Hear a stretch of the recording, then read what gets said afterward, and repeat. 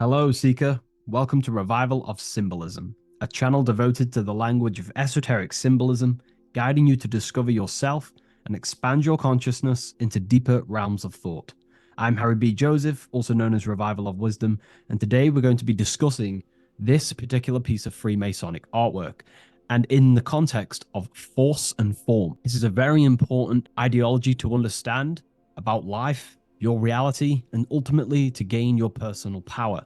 So if you want to gain your personal power, you have to understand force and form, which is one of the most basic understandings and teachings within the occult schools of thought. So if we look at this piece of artwork that we have here on this Freemasonic drawing or painting, whichever it is, we see in this context force and form. Now, there is a lot going on in this piece of symbolism. There's so much more than just force and form. However, in this video, we're just going to be breaking down the force and form aspects so you can gain an understanding. Here at the very top, we have light rays. This represents force. Here below, you have the physical manifested plane, form, force and form. All creation is force and form. It is the interplay of force and form. Force is the invisible energy that moves, and form is the pattern that contains and directs that movement. Force without form is chaos. Form without force is lifeless. So without any force, there would be no movement or manifestation. Without form, there would just be chaotic forces within the universe.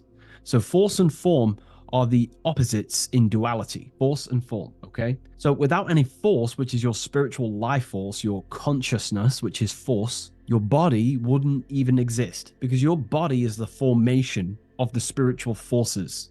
Your life is a creation of your forces, such as thought, emotion, imagination, desire. We're going to be breaking that down in detail so you can use these forces in your life, okay? So we have light rays here. This is a force. This is light emanations coming down from above into the world of form. We have to understand no physical action on the physical plane. There is no force. All force takes place within the astral and etheric realm. So that's what we must understand. Force takes place in a higher dimension. What you see in the material realm is the formation of that force. So every movement in the material is made manifest through the invisible forces. When you take an action, there is a reason why you are moving the body. And for me, for example, I've written the new book of Symbolism, and it's out November 17th. The force that driven me to build that, to take the actions to build that, is a force, and that is an emotion or a desire. So that we all have a desire, which is the force that moves us. And that desire is not a chemical reaction within your nervous system. That desire is, in essence, a spiritual force what takes place within the astral plane. So we have the mental plane. Below you have the astral plane. Below that you have the etheric plane. And then below that you have the physical plane. All creation begins in the mental plane, what we think about. But then if we have a desire about a specific thought, we have a specific emotion towards a specific thought, such as, I don't know, making money. We all have a desire to make money, right? That desire then focuses down the mind, because you can think any thoughts you wish, but if you do not have a desire or an emotion towards it, the mind will not be narrowed down to one specific thought. So then that thought has an emotion or desire behind it, which then manifests itself. The thought descends into an astral form. The thought takes the body of an astral desire or imagination. That imagination and desire feeds the human heart. That human heart feeds the force through the physical brain, through the nervous system, and then allows the body to take physical actions. So each one of us has forces. So it's very, very important that these forces, such as desires, are not random and they are controlled. Because if you desire many different things, you are uncontrolled, you will have many issues in your life. You will have, if you have uncontrolled desires of lust, uncontrolled desires of vanity, uncontrolled desires of low pleasurable things of the flesh, your desire will not be controlled. Therefore, your force is scattered. So in order to gain self-mastery and to get what you want out of your reality, you have to control your desires, your force. So you have force and form. This is why down here you have people taking physical actions. You have, people running around taking action. And up here you have the forces.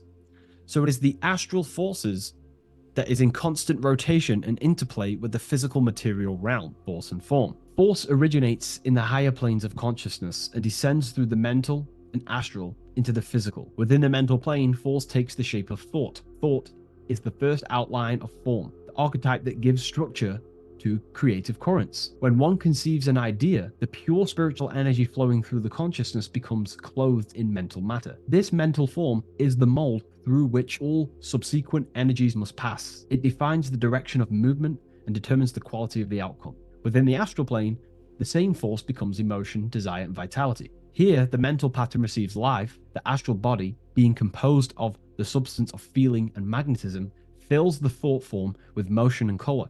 Force in the astral plane is dynamic, fluid, and responsive to rhythms of desire.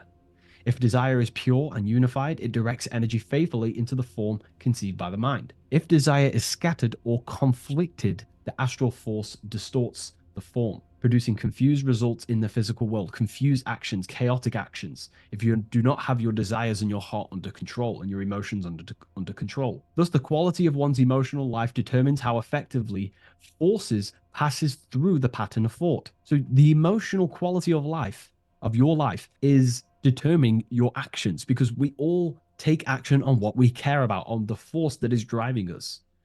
So we must unify our heart with the higher mind, with higher thought, thoughts that are not selfish, thoughts that are not egotistical. In the mental plane, there are three subplanes.